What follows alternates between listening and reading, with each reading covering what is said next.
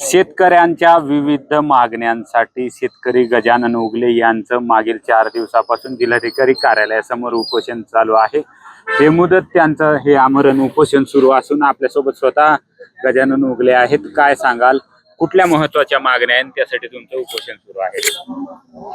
प्रामुख्याने राज्यामध्ये आज रोजी शेतकऱ्यांची सर्वांची मागणी आहे की या राज्य सरकारने विधानसभेच्या आणि लोकसभेच्या निवडणुकीच्या वेळेस सरसगट कर्जमाफी करू अशा प्रकारची घोषणा देऊन राज्य सरकार ताब्यात घेतलं। परंतु आज रोजी राज्यातील शेतकऱ्यांना मात्र फसवण्याचं काम या सरकारने केलेलं आहे। कारण की 2 लाख रुपयापर्यंतची कर्जमाफी केली आणि त्यामध्ये जवळपास 50 प्रकारचे निकष लावलेले आहेत आणि त्यामुळे फक्त मुठभर शेतकऱ्यालाच या कर्जमाफीचा लाभ होईल।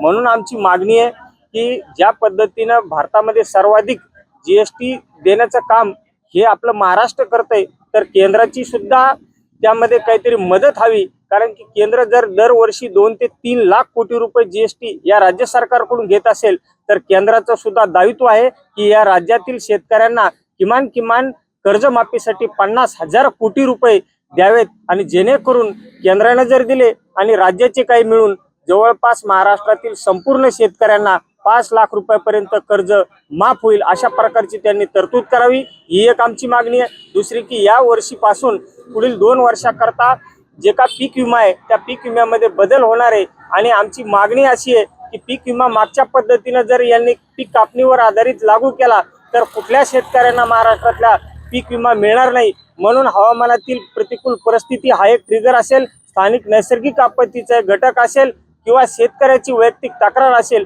अशा प्रकारचे ट्रिगर त्या पीक विम्यामध्ये जर ऍड केले तरच शेतकऱ्यांना या पीक विमा योजनेचा लाभ मिळणार आहे। अन्यथा शेतकऱ्यांना ज्या पद्धतीने अतिवृष्टी होऊन ढगफुटी होऊन दुष्काळ पडून देखील या वर्षी कुठल्याच प्रकारे 1 रुपयाचा देखील विम्याचा लाभ मिळालेला नाही आणि म्हणून या ठिकाणी आमची ती एक मागणी आहे। त्याचबरोबर 2025 खरीप पीक विम्यामध्ये जालना जिल्ह्यामध्ये पीक कापणी आयोगामध्ये प्रचंड प्रकारचा त्यामध्ये उलथापालथ केलेली आहे। चुकीच्या पद्धतीने पीक कापणी प्रयोगाचे या ठिकाणी काम या महसूल असेल, कृषी असेल किंवा ग्राम विस्तार असेल किंवा पीक कापणीची जी समिती आहे त्या समितीनं केल्यामुळे या जिल्ह्यातील जवळपास 206 कोटी रुपये शेतकऱ्यांचे 2,63,000 शेतकऱ्याचा विमा 30 कोटी रुपये या ठिकाणी गेलेला आहे। आणि आपण जर मराठवाड्याचं जर चित्र बघितलं तर मराठवाड्यामधील शेतकऱ्याचे 230 कोटी रुपये या संबंधित सरकारने भरून घेतलेत आणि त्या पोटी या चुकीच्या पद्धतीने इतकी अतिवृष्टी होऊन देखील अहवाल घरी बसून तयार केलेत, हाताखालच्या पोराकडून तयार केलेत, कुठल्याही प्रकारचे विम्याच्या समित्या स्थापन केल्या नाही, कुठल्या प्रकारचे जिओ टॅगिंगचे फोटो पीक कापणी प्रयोगाचे यांच्याकडे आदरुजे नाहीत।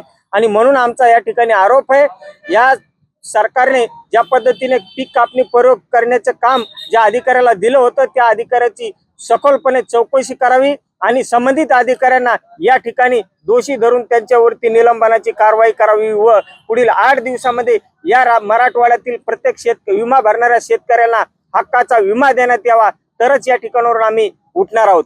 तुमच्या या मागण्या आहेत, तुमचं उपोषण सुरू आहे, आतापर्यंत काही बोलणं झालंय का? सरकारी काही कोणी अधिकारी आलते का आणि काय बोलणं झालंय?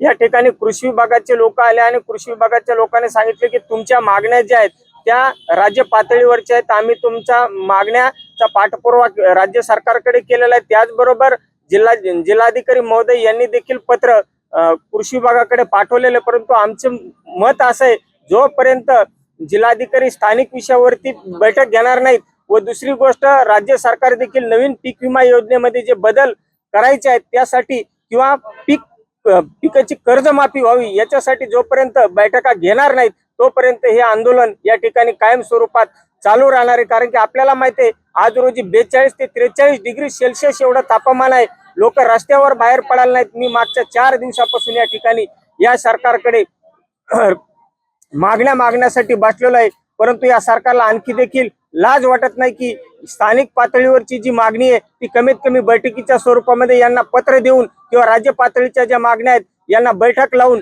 यांचं उपोषण आपण सोडवू। त्यामुळे आतापर्यंत कुठलाही लोकप्रतिनिधी या ठिकाणी फिरकून पाहिलेला नाही किंवा जिल्ह्याचा कुठलाच प्रशासकीय अधिकारी या मागच्या 3 दिवसापासून आलेला नाही। गृह विभाग असेल, आरोग्य विभाग असेल, चाचणी करण्यासाठी किंवा संरक्षणासाठी देखील या ठिकाणी आलेला नाही. म्हणून मी गृह विभाग असेल किंवा आरोग्य विभाग असेल यांचे देखील या ठिकाणावरून जाहीर निषेध व्यक्त करतो. नक्कीच आपण जर पाहिलं तर जोपर्यंत मागण्या मान्य होत नाही तोपर्यंत हा लढा असा सुरू राहील, असा जो थेट इशारा आहे तो शेतकरी गजानन उगले यांनी सरकारला दिला आहे. सुधाकर जाधव, लोकशाही मराठी, जालना.